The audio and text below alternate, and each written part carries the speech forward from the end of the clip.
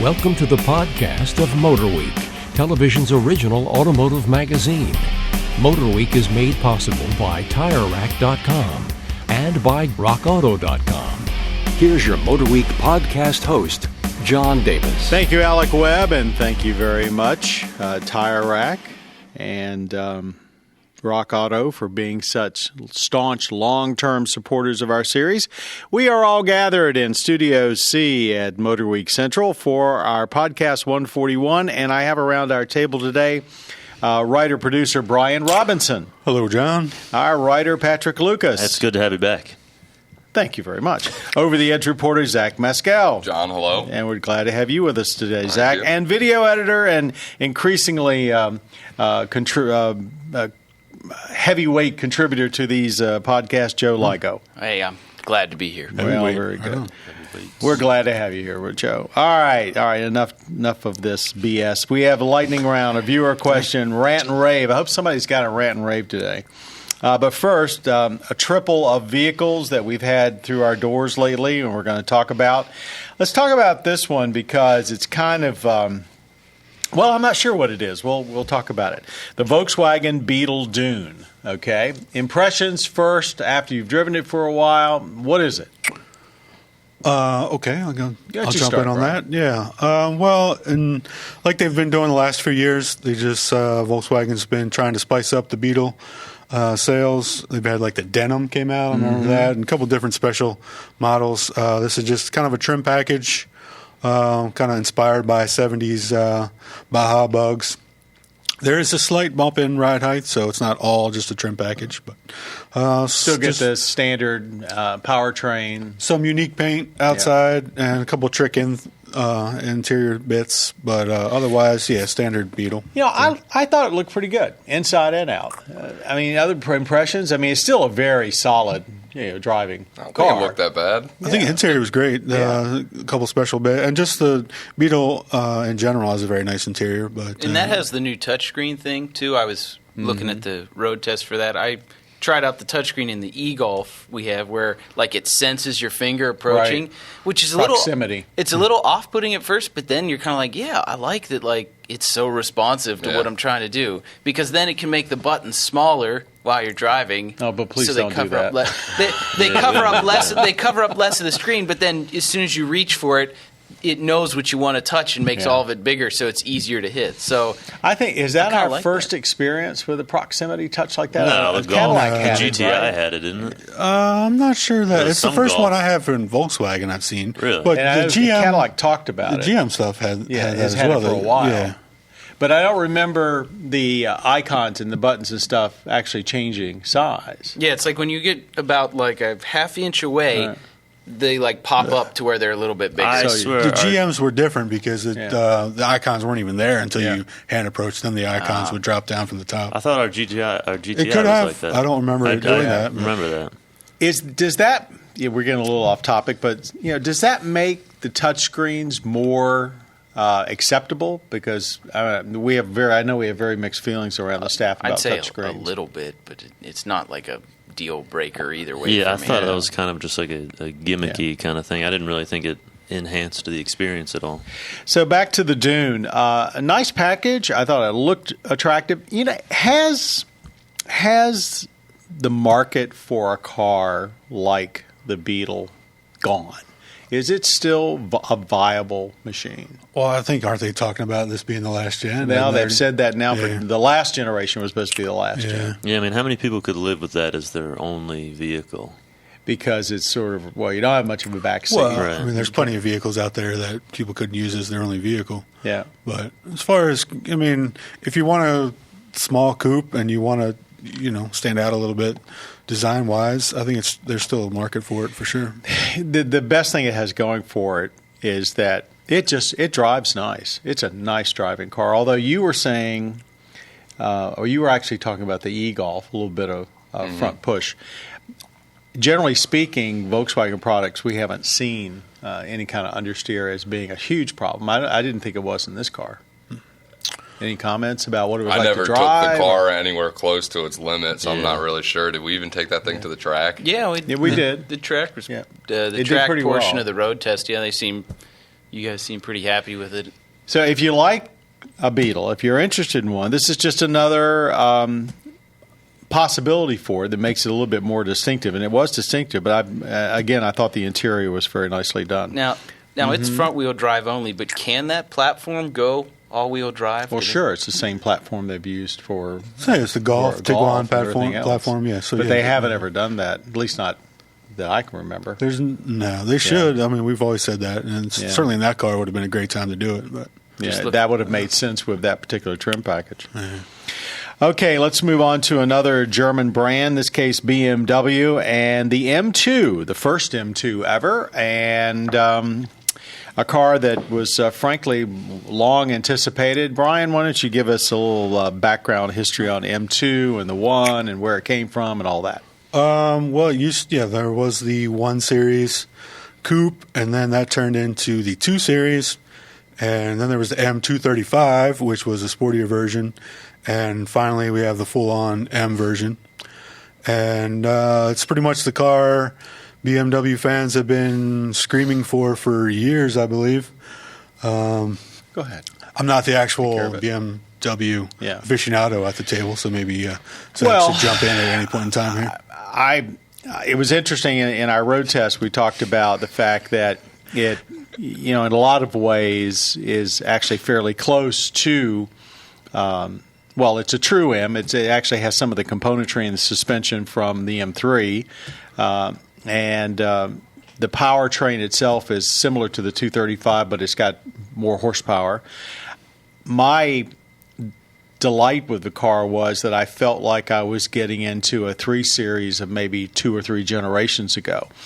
Concise in size, light on its feet, just absolutely thoroughly enjoyable to drive. And I must say, right now, that along with the X1, I think are my favorite BMWs. But some other comments. What do you think about it? You had me until X1, but I do. I like the new X1. I know because it's gone to the front drive chassis. It's not everybody's cup of tea, but I do like it. But that's my opinion. Yeah. So if you're watching the video, by the way, that camera we just totally had a camera die on the. But anyway, I did notice the M2 active rev matching.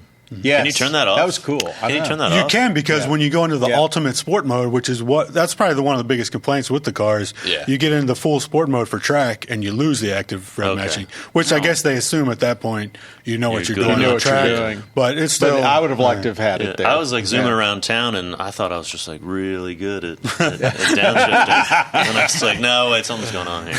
Yeah, that was my very first thought when I hopped in it. Was I actually kind of tried to heel toe it. And I was like, man, I'm on it today. This car rocks. I'm doing good. Well, isn't that what they want? Is they bring out cars that make us all better drivers? But yeah, it's once you turn off. I think it's stability control is when the rev matching finally goes away. So that's definitely one of my biggest gripes with the car, and also the seats. What did you guys think about the seats? They were hard. I found them highly uncomfortable. I didn't notice. I didn't mind the comfort so much, but on track there was very little bolstering. I was kind of all over the place trying to keep myself situated. But so they weren't that great. No. Yeah. I was surprised that my wife Cheryl, who obviously experiences a lot of the cars that we have in, that she didn't complain about the ride. The ride's stiff, but the car for some reason was able to deliver a lot of enjoyment even to somebody that doesn't drive performance cars a lot, and yet it was quite stiff, and but it was still compliant. It was not like you were riding a buckboard or anything. Yeah, on track, it was a blast. It was just a really fun car. Oversteer there if you want it. Neutral if you want it to be neutral. Right? Yeah, it was a hoot. What is the price? Outrageous for an M? I think $54,000 is cheap. Low, yeah. I thought it was pretty low. Yeah, 80% of what an M4 costs. And a good strategy, I think they did. There's virtually no options you can get. You can add one executive package, because then you would be up in M4 territory. So, they keep it reasonable priced. Yeah, I think all the way around is probably I bet they easily sell more than they expect because of the price. I'd like to add that that's one of my favorite cars that I've driven from BMW in a while. I agree with that. The M4 is great, and this thing's got maybe some brakes from the M4, suspension components. It shares a lot of stuff. So, I mean, the car is really beefed up for being as small as it is. Just like you said, John, it does feel like the older 3 Series. Yeah. No electronics in the suspension. I mean, it's just well done. Mm-hmm. Yeah. But they definitely got that feeling back. So it was very refreshing, especially since the M235, which I was a huge fan of. That thing really got me pumped up to sit in a BMW again. But this car, definitely a winner. For anybody who doesn't know, Brian, you want to just real quickly the difference between the M235 and the M2? I mean, the M235 is basically trim plus a little engine, right? It's more than that. I mean, it's a fairly sporty version of the 2 Series, but it is a tweener. It's but still, next level. It's still a nice car. All right, moving on to our third car of this podcast, the Buick Cascada. I have to stop myself. Waterfall in Spanish. It sounds so fancy. Cascada. Makes me think of toast. Otherwise known as the Opel Cascada, which has been on the market for 2012. Buick's first convertible in quite a while. A car that Buick itself says will mostly be driven by people in rental fleets in Florida, and they're using it as a vehicle to say, like, hey, this is Buick, and you maybe didn't expect it, and why don't you go look at the rest of the stuff. But I got to like it. I got to tell you, it has some shortcomings, but I like this car. I thought it was a very pretty convertible, not badly priced. It's basically an Opel. Comments? Yeah, I'll agree somewhat. It is a nice looking car, and it actually was fairly entertaining to drive. It had definitely a split personality. The roof, when it's up, it has a really substantial. It has a really substantial header to it, and it makes it drive like an entirely different car as far as handling. With the top down, it's kind of flabby feeling, it's a cruiser, which you expect in a Buick, I guess. So it's not out of character. But I want to counter. I want to actually add to what you're saying. I can't remember another recent convertible where the difference between top up and top down solidity was as large as this.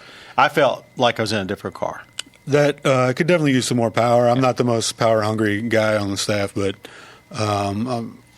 it was barely 200 adequate. Horse, and it's a fairly heavy car. Yeah, pretty heavy it's car. It's what, the 1.6 turbo, and it works hard to get that 200. Other comments? I thought the top operation was terrific, probably about as good as you can get in a convertible. I mean, it was just and you still literally have one step. You just hold it, and like you can probably go up to 20 miles an hour or something like that. But I mean, pretty quick. Had a good system for cargo. You could still get decent trunk. You could fold down rear seats. I don't think any of us really like the center pod switches that's a direct carryover from Opel. Too many switches that look the same. Oh my gosh, so many like buttons. Yeah, and they all look the same. Indicators and all even sorts of stuff. The top on the console, the top button and the parking brake are side by side, and I continuously reached for the wrong one. And some hard plastics on the interior. On the other hand, it had the seatbelt presenters for the front seats, like a Mercedes SL. It had some other features that were very high end. And at 33, there's only 2 models, 33,000 and then 37,000 loaded. It really doesn't have a lot of competition. That's for sure. Mostly European. Certainly no other American. Like the EOS maybe from Volkswagen. Yeah. Which I thought was actually gone, but it's not. Yeah, so did I. It's and not. I looked it up yesterday. It's like, they still I sell think they stopped making them 6 years ago, but they just keep selling the ones that they have. They've got them in a warehouse somewhere. Yeah. I noticed the Cascada, by the way, is based on the Verano chassis, which just this week Buick has sort of said the Verano is going to go away after the 2017 model year because so many people are buying Encores. But nice car. If you're looking for, and it's summertime, coming up to summertime, if the weather ever gets warm here in the Mid-Atlantic, if you're looking for a reasonably priced 4-seat convertible, mind you, the back seat's not huge, but it can put 2 adults in if you want. The Cascada is very impressive, and the price is reasonable, and I wouldn't just relegate that car to a rental fleet. I think it's better than that. Who would have thought Buick would have made a convertible? Well, You sound like a commercial right now. No, really, that's exactly really, what I think your commercial says. Okay, fine. Well, they've made convertibles before. I mean, the Riata, among some other less memorable, or I should say But it just seems, I don't know. I mean, when the Chrysler 200 convertible went away, it was like, okay, well, there's not going to be any more like convertibles aside from muscle cars. I think part of it was most of the Buick lineup is rebadged Opals to begin with, so they're looking at what other Opals can we bring in here and make a Buick. Hey, how about the Cascada? Relatively inexpensive. And my actually biggest bone is the fact that we saw this car a year and a half ago at the preview. And I'm sitting there looking at it, and Buick had just shown the Avignard with its new grille. And I'm thinking, are you telling me in a year and a half you can't do more to the grille on this thing than just put a Buick badge where the Opel badge was? That's my only complaint, is that they should have spent $50 and put an Avignard type grille on it, but I guess. Yeah. And I'm standing there with one of their designers, and he says, "Yep, you're right." And I said, "Thanks." John, anyway, you got a future in this industry. Yeah, well, future. Yeah, I hope. Moving on. It's now time for our lightning round. Thanks, everybody. That was a good 3 rounds. Our lightning round. Our panelists have 2 minutes to debate a trending topic. Time's up. They'll hear the bell. Patrick? Hey, now. Ride sharing is uber popular, pun intended, our producer says, and Uber and Lyft both seem to be grasping for more headlines by both openly embracing driverless cars. Whether that will work or not remains to be seen, but for us MotorWeek staffers, we do wish we do use ride sharing. I certainly do. So what do we think of the whole Uber concept? Do we think that driverless cars, autonomous cars will spread their popularity? Or do you think Uber and Lyft will spread driverless car popularity? What do you think? Personally, I just most recently in New York for 4 days, I used Uber almost exclusively. I think I paid maybe 20% more than a cab, but at least I had leg room and a clean vehicle, and I liked it. Never tried them, but I'm not opposed to the idea. And certainly when driverless cars, get more mainstream, I think that's a good place for them. Sure. I'm sure they're looking at that thinking, gosh, we can get rid of the driver. I was about to say, that's the only scary part is that, like, you have no idea who you're getting picked up by. Well, I'm not talking about from a consumer standpoint. I'm talking about from, like, a business standpoint. What are you going to do? Like, all these, you're not going to have anyone to drive the cars, right? Do? And then you're gonna have to buy these vehicles as opposed to allowing your employees to use their own vehicles. Oh, you're talking about the actual outlay from Uber itself. Well, that's true. It will require more capital on their part. If you owned a self-driving car, could you rent it out to Uber? Maybe. Who knows? I suppose that's a possibility. You could just be sitting in your house and your car would just zoom off. And it's making money for you. Yeah, the concept of Uber is already amazing. Like, let's all just sit around here and hire people to drive their own cars and go out and pick people up and get us paid and get them paid just a little bit. So either way, all I'm saying is that once they go driverless, it's like, I don't know what's the difference than it is right now even. Yeah, I do want to ask this question because I'm old. Do you think this is unfair for taxi cab companies? No. I think it's capitalism at its finest. I'm not sure it's unfair. They can compete just like any other company can compete. I'm not sure how long the government's going to let it go on before they finally step in. But actually, what was it just this week? Austin, Texas. They're going to shut down both Uber and Lyft because of that. Right. They had some ordinance or something, and Uber and Lyft just said, fine, we'll cancel service for the whole city until you change your mind. And so, like, they showed screenshots of people getting on their phones. It's like, sorry, Uber is not available in Austin. Here, contact your councilman. There's like. But if you're a cab company, all right, and you've got a car, and you have to put in the security screen, and then your driver has to go through, at least some kind of verification and training. Don't you think that the Uber drivers should have to do something to kind of level the playing field? I guess that's really the question. I like getting in an Uber vehicle because it's usually cleaner. It doesn't have that big piece of plexiglass that takes up all the legroom. But what about just driver training? I mean, I know the Uber driver sits there with the GPS to find out where he's going. But is it fair? Or should cities just say, okay, we're going to just reduce the restrictions on all of them?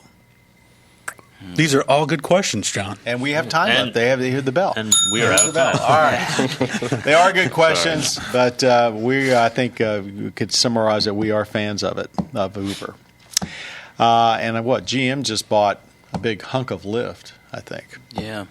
Okay, talk about viewer question. Kenny asked, I own a 2012 Volvo XC60 R design all-wheel drive with a 3-liter 6-cylinder turbo engine, 326 horsepower. My wife and I are researching another Volvo, but I have found out that they are currently using all 4-cylinder engines, and I've researched that they are in the process of designing a 400 horsepower 4-cylinder engine.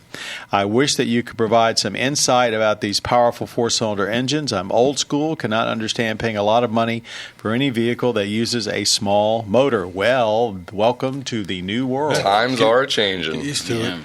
The simple fact is, Kenny, that with the unadulterated 54.5 mile per gallon fuel economy standard still on the books and now less than 8 years away from full implementation, the car companies are pulling out all the stops and really reducing displacement is the only way to significantly get the pollution down that the cars produce and the mileage up. And by throwing turbochargers, and in Volvo's case, a supercharger and a turbocharger onto the engine and electric motors, you haven't seen anything yet. If you think stuff's getting complicated and crazy now, it's going to start ratcheting up around 2020. Yeah, go ahead. I was saying, how about that... was it the Ford, the 1-liter engine that they could fit in like a carry-on bag? Oh, yeah, the EcoBoost. Yeah, like, the 3-cylinder EcoBoost. Yeah. That I think you can get that in a Fiesta. I think so, yeah. I mean, somebody, a friend of mine was buying a Hellcat, and I said, well, you better buy one now because I think in 2 years, I don't think anybody sees how that car is even possible. We've said that before, and we would look at the exotics. They're throwing electric motors onto everything to boost the power. Smaller engines with some kind of either electric, turbo, supercharger, or all three boost are coming. They're expensive to make. They're going to probably be more expensive to maintain. But if you want a good old 6 or 8, you probably are going to be relegated to the used market in a couple of years. Yeah. Have you heard anything about how that XC90 engine is doing? I mean, it makes me nervous. Supercharged and turbocharged. And Chinese and made made. in China. Yeah. So that's like a trifecta of disaster. But it would make me probably want to go lease one right off the bat instead of buy one. Having been on sale for like 6 months or so now, I haven't really heard any issues. I don't know. They're taking orders. They're basically selling everyone they get. A friend of mine down in South Carolina just put his wife, who's a real estate agent, into one, and she came out of a Range Rover, and she got in it and drove it for 30 seconds and fell in love with it. So we haven't heard, I don't think any of us have heard any complaints about it. And Pat Goss, I know, hasn't said anything on his radio show. So my guess is it's too early to tell about the longevity. I will say that Volvo's as a brand can be rather expensive to maintain once all the powertrain warranties run out, but that may not be something very new. So recommend it to a friend, but don't get one for yourself yet? I tell you, we had an old Volvo cross country, and my spouse really liked the XC90, so I'm not so sure it's out of the picture for us. But, right now it's a bargain. It's not going to be a bargain in a year from now. They've already started to boost the prices. But good luck, Kenny. Find yourself something that you like and take good care of it and hold on to it because, as someone said, times are changing and they're going to change even more. Rant and rave time. Anybody got anything that... Joe Ligo. I've got a good one. Joe's got something. This one requires a diagram, so I'm sorry for the listeners. I'll explain it. We lost one of our cameras. Gosh. So, but with touchscreens, we were talking about touchscreens earlier. Hold on. Let him hold it. Why is what is that? Why those are? You know how on the touchscreen, like you'll go to like hit a button. For some reason, all the buttons are always really long and wide and skinny. And my issue is when you're driving, you go to hit this button and you're, hit bumps or whatever, you're doing this, and they put these long, thin buttons, especially for phone numbers, and you go to like call someone or to change your station. That's why you're supposed to use voice recognition. I don't know. It annoys me. That's why I like Chrysler's Uconnect because like the buttons are square instead of these long, thin rectangles that are harder to hit because your hand, like I said, none of them work well at that point if you're bouncing around like that. Right. And the voice recognition systems. Keep it on the pavement. You'll be much better off. Well, we have this XC QX60N Infinity, not XC, QX. Sorry, QX60N Infinity, and it's the design's been around for a while. The voice recognition system, I was in the same boat you were. I wanted to put in an address, and it wouldn't let you do it. So fine, hit the voice recognition. It's like forever to get to the proper place, and then of course because it hasn't learned my voice, it tries to send me to God knows where. Wait, you're John Davis. It definitely knows your voice. It doesn't know my voice. Well, they pre-program in every system a John Davis voice recognition. Right. Along with that animated female voice that they all pop up with. Anyway, I don't think any of these systems are where they ought to be. But so I think we all agree with you. Yeah, it seems like they need to hire someone who's got more user interface There's knowledge. sort of an odd disconnect between like a lot of like Ford, I think, is on a good path because like their Sync 3 is pretty intuitive, and then they also have CarPlay and Android Auto. But then like certain other manufacturers, I won't name anyone, but like are just so far off, and it's clear that they just don't care at all. Do we still think that the best infotainment systems all around tend to be the Chrysler Uconnect and the Hyundai Kia system? Recently, the Kia one's been kind of bothering me because it's a little slow, especially when you start the vehicle up. It takes a while for everything to boot up, but I do like Uconnect. Like I said, I like Sync 3. That's just me. They want everybody. They keep saying everybody needs to start using voice commands. Well, that's fine, but they need to make the voice systems easier to use. You shouldn't have to put in 3 commands to change a radio station. I think, yeah. Now the Cadillac 2 knobs are cool. Huh? 2 knobs are cool for 2 changing knobs radio are really stations. cool. Yeah. The CT6 Cadillac we had in, which I think most of us agree could seriously use some manual controls. It actually had one of the best voice recognition systems I've seen yet. I mean, you could give it one command. It paused for a bit, but it got it in most cases. I like that on that version of Q, there's a tune keypad. You can just instantly and then hit Thank that goodness. and then tune in, 105, whatever. Put the number instead of having to hunt down a list. Yeah, I thought that worked really well, and it was easy to get to. Yeah. Okay, I guess that wraps up this rant and rave session and wraps up our MotorWeek podcast number 141. I want to thank everybody around the table. Our writer-producer Brian Robinson, writer Patrick Lucas, over-the-edge reporter Zach Maskell, video editor Joe Ligo, our audio engineer Jim Bigwood, our podcast creator Bob Mixter, and of course our podcast producer Patrick Lucas, the guy with the bell. Ding, ding. Yep, ding, ding. Thank you all for listening to our podcast. We really do have a lot of fun doing them for you. And thanks for being such loyal fans of MotorWeek on both public television and on Velocity. Till next time, I'm John Davis. Thanks and drive safely for all of us at MotorWeek. You have been listening to the podcast of MotorWeek, television's original automotive magazine. MotorWeek is made possible by TireRack.com and by RockAuto.com. For additional information on podcasts, videos, and showtimes, visit our website at MotorWeek.org. And watch MotorWeek, television's longest-running automotive magazine series each week on your local PBS station.